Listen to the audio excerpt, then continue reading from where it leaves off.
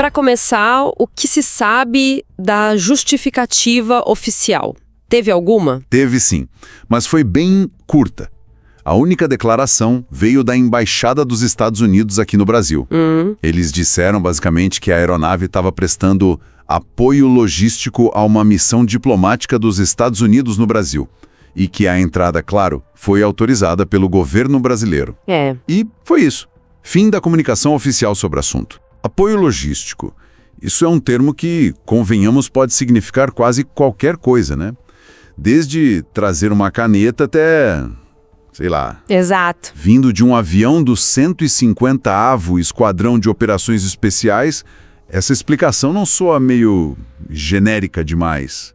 Parece que deixa mais pergunta do que resposta. É uma ótima observação. Apoio logístico é, de fato, um termo muito, muito amplo.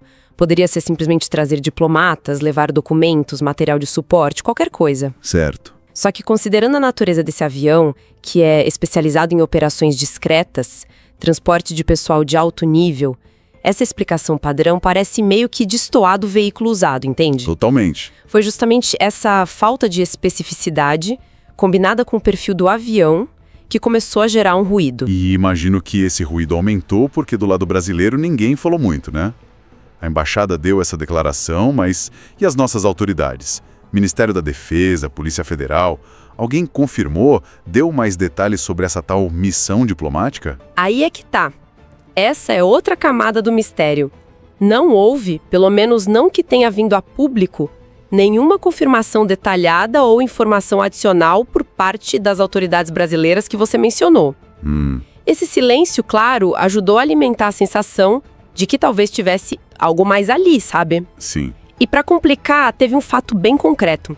Circularam imagens, vídeos de passageiros desembarcando lá em Porto Alegre. Pessoas que chegaram nesse avião militar específico. Ah, então teve gente desembarcando mesmo. Teve. Mas as identidades dessas pessoas não foram reveladas. Ninguém sabe quem eram. Ok, então vamos juntar as peças. Um avião de operações especiais dos Estados Unidos, uma explicação oficial bem vaga, apoio logístico, silêncio das autoridades brasileiras e passageiros misteriosos desembarcando. É a receita perfeita para a imaginação popular decolar, né? Com certeza. E decolou, pelo visto. Teve uma teoria em particular que ganhou muita força, não foi? Ganhou, sim. A especulação que mais circulou, que mais chamou a atenção, envolvia uma figura bem importante. O almirante Alvin Halsey. Ele é o chefe do Comando Sul das Forças Armadas dos Estados Unidos, o Southcom. O chefe do Southcom? Exato. A ideia que começou a circular era que ele, o almirante Halsey, poderia estar entre os passageiros daquele avião. Confesso que essa teoria me pegou de surpresa. Mas por que ele especificamente? O que fez as pessoas pensarem nessa possibilidade? Tinha algum fundamento? Olha, alguns pontos tornavam essa hipótese, assim, à primeira vista, bastante plausível, sabe? Primeiro, o perfil do avião. Como a gente já falou, é um tipo de aeronave totalmente compatível com o transporte de um oficial desse calibre, um almirante 4 estrelas. Faz sentido. Segundo, as fontes que cobriram o caso mencionaram um episódio anterior. Parece que uma visita dele ao Brasil um tempo atrás teria gerado algum tipo de desconforto diplomático. Não entraram em muitos detalhes, mas mencionaram isso. Interessante. Então, para algumas pessoas, isso poderia justificar uma viagem seguinte mais discreta, talvez usando justamente uma aeronave como essa, fora dos canais habituais. Essa combinação avião adequado e um possível contexto para querer discrição deu bastante força para o boato. Entendo a lógica por trás da especulação. Até que fazia um certo sentido narrativo, né? Juntava as peças. Mas, como muitas vezes acontece com boatos, a realidade é outra. A checagem dos fatos acabou levando para um caminho diferente. Certo. Como essa possibilidade foi afastada? Foi aí que a informação disponível publicamente de fontes abertas e registros oficiais fez a diferença. O próprio Comando Sul, o Southcom, mantém uma presença bem ativa nas redes sociais, tipo Instagram. Eles registram as atividades do comandante. Ah, tá. Cruzando essas postagens oficiais com registros de agendas e notícias, ficou muito claro que durante aqueles dias específicos, 19 a 21 de agosto, quando o Boeing 757 estava aqui no Brasil, Sim? o almirante Halsey estava bem ocupado em outros países da América do Sul, bem longe daqui. Ou seja, ele não tinha como estar no avião. Exatamente. Os registros mostram ele primeiro no Panamá. Depois ele foi para a Argentina, onde participou da Conferência de Defesa da América do Sul, um evento público super noticiado, e logo na sequência ele seguiu viagem para o Paraguai. Entendi. A localização dele, comprovada nesses dias, era totalmente incompatível com a presença a bordo daquele avião que pousou em Porto Alegre e Guarulhos. Não tinha como. Bom, então essa parte do quebra-cabeça parece resolvida. O almirante Halsey não estava no avião. Isso derruba a principal teoria que circulou, mas nos traz de volta quase a estaca zero, né? Uhum. A pergunta fundamental continua no ar. Se não era ele, quem estava a bordo daquele 757? Precisamente. Com a hipótese do Halsey descartada com base em evidências concretas, o mistério sobre a identidade dos passageiros continua firme e forte. Imagino que surgiram outras teorias, né? Ah, sim. Claro. Especialmente em fóruns online, redes sociais, começaram a falar de agentes da CIA, talvez equipes de forças especiais americanas, mas aí é muito importante ressaltar, isso é pura especulação. Sem prova nenhuma. Nenhuma. Não apareceu absolutamente nenhuma evidência, nenhum indício que sustentasse essas outras ideias. São só conjecturas mesmo. Então, o que sobra é essa situação bem curiosa. A gente tem os fatos, a presença daquele avião específico, a explicação oficial, apoio diplomático, a confirmação de que o Halsey não estava a bordo. Certo. E a gente tem as lacunas enormes. Quem eram os passageiros? Qual era a natureza exata dessa missão diplomática que precisou de um avião de operações especiais?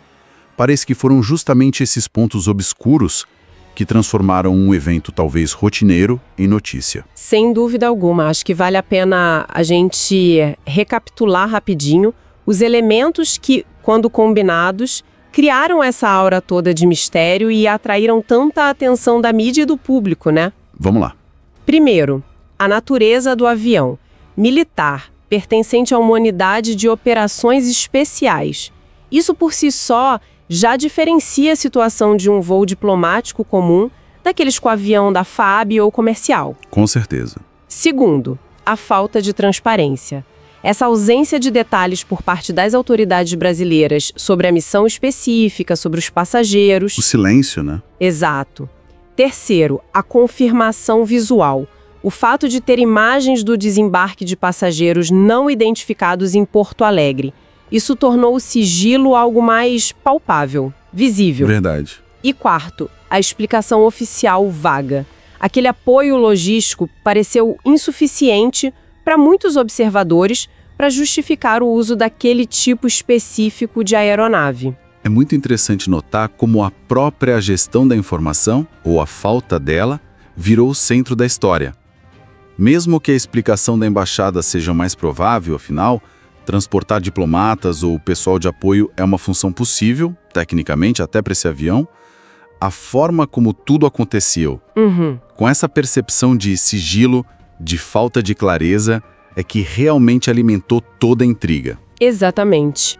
O ponto fascinante aqui para mim é como essa falta de informação clara, proativa, pode transformar um procedimento que poderia ser até rotineiro, afinal, cooperação diplomática e logística entre países aliados acontecem em algo que gera desconfiança, especulação. Sim. A ausência de detalhes virou a notícia principal.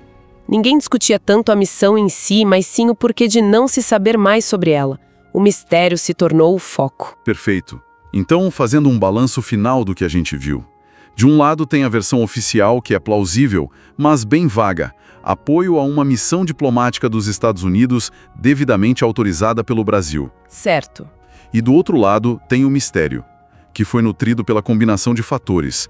O tipo de avião ser de uma unidade especial, a falta de detalhes confirmadas pelas autoridades e o sigilo total sobre quem realmente desembarcou no Brasil. Consolidando então os pontos-chave que ficam.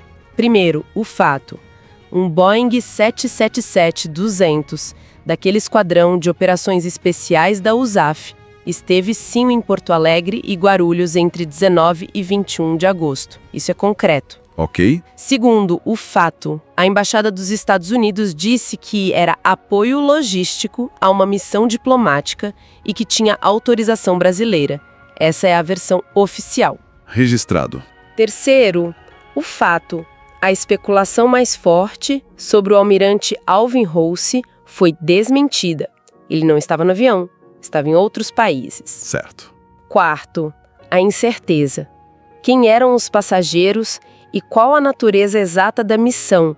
Isso continua sem resposta oficial, sem divulgação. A grande pergunta. E quinto, a consequência. Essa opacidade toda gerou uma onda enorme de curiosidade, muita especulação e debate público sobre essa visita.